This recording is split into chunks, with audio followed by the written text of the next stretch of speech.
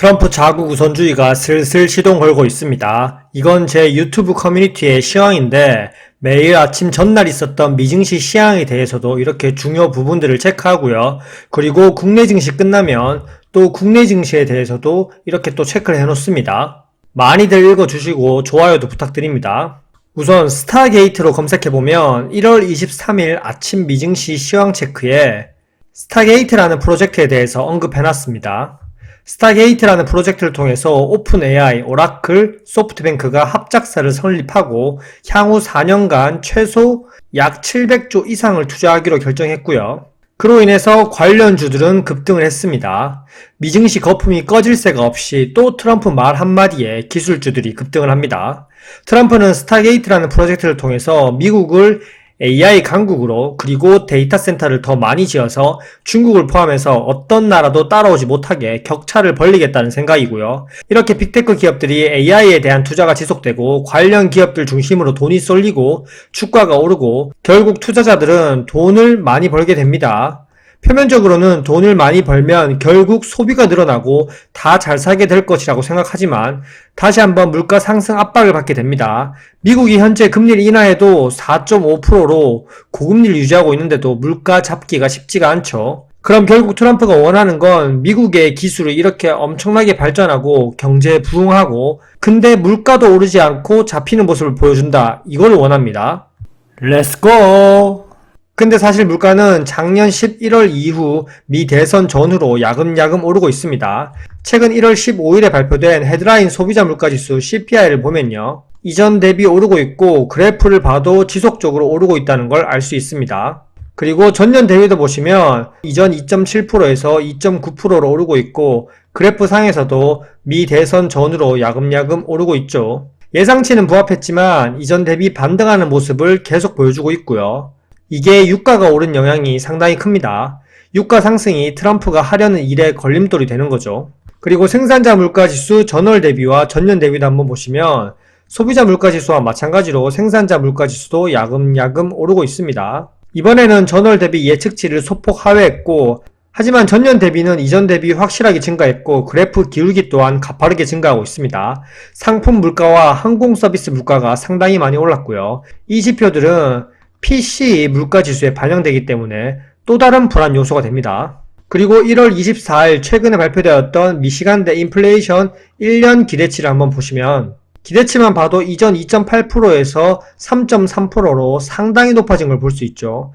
현재 미국이 4.5% 고금리를 유지하고 있지만 계속 높아져 가고만 있습니다. 이렇게 물가가 오를 것이라고 생각이 되면 사람들은 물가가 오르기 전에 쟁여두기 수요로 인해서 사재기가 성행하고 이러한 수요 증가가 또다시 물가 상승을 부추기고 그럼 또다시 기대 인플레이션이 높아지고 사람들은 또 쟁여놓기 사재기를 하고 이런 것들이 반복되면서 실제로 물가에 대한 기대치도 떨어지기 어렵고 실제 물가도 떨어지기 어렵게 됩니다. 결국 트럼프 정부 정책에 따른 인플레이션 재점화 우려가 시장에 반영되고 있고요. 제가 계속 말씀드리지만 파월과 그리고 옐런이 바이든 재선을 위해서 돈을 풀면서 제대로 된 유동성 흡수를 하지 못했는데요. 그 시한폭탄이 트럼프 정부로 넘어갔기 때문에 트럼프 1기 때와는 다른 국면을 맞이하고 있는 겁니다.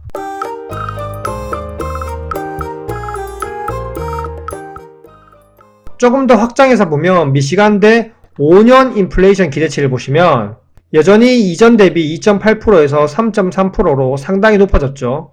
예전 트럼프 1기 때보다는 지금이 확실히 높다는 걸 알 수 있고요. 트럼프 1기 때는 물가가 낮았기 때문에 미중 무역 관세 전쟁도 하면서 기업들 법인세 인하도 할 수 있었지만 지금은 상황이 다릅니다. 그렇기 때문에 트럼프는 어떻게 해서든 물가를 낮추려고 합니다. 그래야 본인이 원하는 정책들을 거침없이 할 수 있거든요.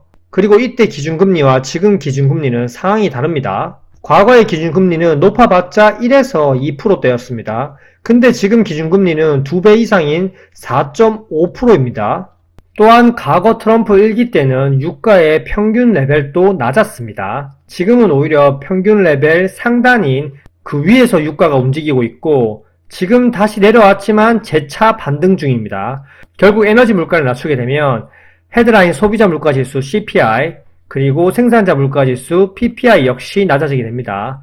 일단 트럼프가 추진하려고 하는 큰 틀, 관세 부과, 그리고 감세 정책, 그리고 금리 인하에서 시중의 유동성 공급, 경기 부흥 이렇게 하기 위해서는 선제적으로 되어야 할 것이 에너지 물가가 낮아져서 트럼프도 부담이 없어야 된다는 겁니다. 최근 트럼프가 다보스 포럼에서 발언한 걸 보면요. 사우디와 오펙의 원유 가격을 낮추도록 할 것이라고 얘기하고 있고 첫 해외 순방에서 사우디 빈살만을 만나면서 1조 달러로 투자를 확대하도록 요청할 것이라고 합니다. 이렇게 사우디와 오펙 산유국들은 기름을 팔아먹고 사는데 그걸 본인의 정책을 위해서 깎아라. 이건 협박 아닌 협박입니다. 그리고 유가 하락이 본인의 선거 공약대로 러시아와 우크라이나 전쟁을 빨리 끝낼 수도 있다고 하면서 유가 하락 압박을 지속하고 있습니다. 또한 취임이라고 검색해보면 트럼프 취임 연설 요약을 해놨는데 여기서도 보시면 에너지 정책에 대해서 베이비 드릴이라고 얘기하면서 국내 석유 및 천연가스 생산 확대를 하고 에너지 가격 안정화와 전략 비축률을 재충전한다고 합니다. 결국 미국도 증산, 그리고 오펙도 감산 연장을 지금은 하고 있지만 올 상반기에 끝나게 되고 그 이후에 또 증산하게 되면 또 전쟁도 끝나게 된다면 유가가 하락할 수밖에 없습니다. 결국 유가가 낮아지면 트럼프가 해피해지고요.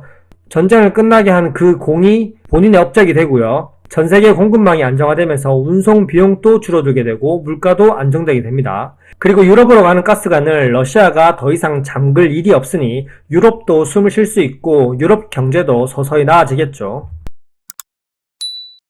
그럼 최종적으로 트럼프가 다보스 포럼에서 얘기했던 것처럼 금리 인하 압박을 할 수 있습니다. 즉시 금리를 내려야 하고 전 세계적으로 금리가 낮아져야 한다고 합니다. 이렇게 압박할 명분이 생겨버리는 거죠. 과거 트럼프 1기 때는 금리 인하를 계속 요구했지만 파월은 응답하지 않았습니다. 이렇게 금리가 급격하게 내려간 건 코로나 때문이었고요. 일단 트럼프가 취임하면 파월이 임기를 다 못 마치고 내려올 거라고 예상했지만 파월은 법적으로 불가능하다고 선을 쫙 그었습니다. 트럼프 정부가 파월 의장을 대체할 인사 명단을 꾸리고 있다고도 하고 파월 의장을 법적으로 자를 수는 없겠지만 주요 연준 인사들을 트럼프 사람으로 바꾸어 파월을 병풍으로 만들어 버릴 수도 있습니다.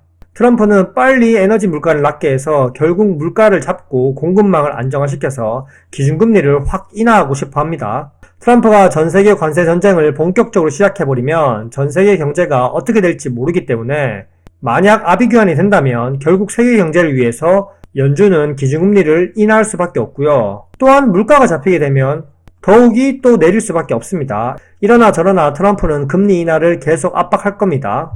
결국 트럼프는 자국 우선주의, 미국을 더욱 위대하게, 다른 나라를 관세로 정책 협상용으로 사용하면서 미국에 대한 경제 의존도를 더 높이고 미국이 전 세계 국가들과 기술 격차를 확 늘리려고 하고 있습니다. 결국 미국이 AI 강대국이 돼버리면 영화에서 보듯이 어떠한 일도 할 수 있고 또 모든 걸 알 수 있기 때문에 미국은 더욱더 막강해지는 거죠. 최근 트럼프 발언에서도 알 수 있듯이 관세 부과당하기 싫으면 미국에서 생산하고 미국에 공장을 지어라 이렇게 얘기했고요. 그리고 관세 부과로 미 경제를 강화하고 미국 부채 상환을 한다고 합니다. 정말 트럼프 2기는 1기와는 확실하게 다르고 미국만을 위하는 모습을 보여주고 있고 지금 또 패권국이지만 브릭스 국가들의 영향력이 더 커지고 있으니 확실하게 브릭스 국가들을 눌러 놓으려고 합니다. 세계 경제는 이렇게 빠르고 긴급하게 돌아가고 있고 한국은 답답한 상황이죠. 이래나 저래나 한국이 제일 걱정입니다. 이상입니다. 안녕.